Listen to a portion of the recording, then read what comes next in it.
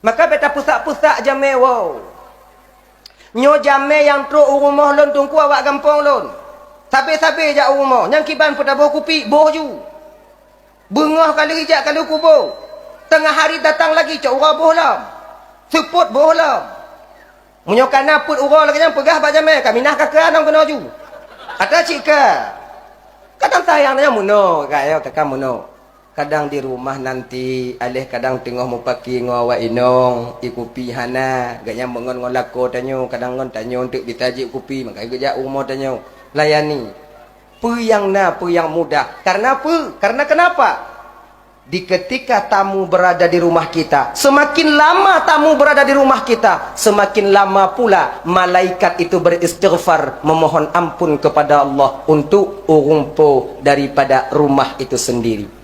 Apabila tak pegot kanuri untuk jame, semakin trip jame yang di rumah tanya kakak, selama itu pula malaikat memohon ampun kepada Allah. Makanya coba perhatikan, ketika urunci tanya dilai bapak ibu dan Bandung, di ketika tamu sampai ke rumah atau di hari pesta, membuat pesta, kebanyakan orang tua kita dulu urunci tanya dilai kan, gebuh bu jamenyo pakai penanian yang bulat kan.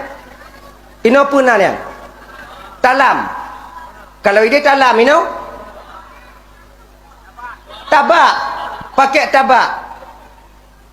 Kenapa kalau di dulu itu kalau dile kalau runci tanya yang mekanuri pakai tabak boh bu jame. Boh tuman bulam tabak. Sekarang kita pakai adat Perancis. Kan? Pakon je boh pakai tabak. Apakah orang tua kita dulu tak tahu adat Perancis? Pehana mupum kok nyanyo ada adat lagi yang tak pegot jino. Mupum. Awai tak nek tanyo bang murumpok ngon Belanda ngon tanyo. Belanda lagi adat tanyo. Makan di meja. Kenapa orang tua kita dulu itu membawa pakai nampan atau pakai tabak ya?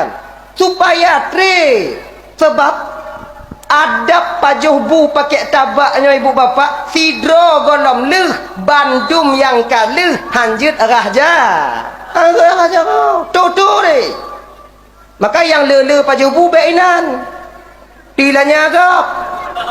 Tu jago kau.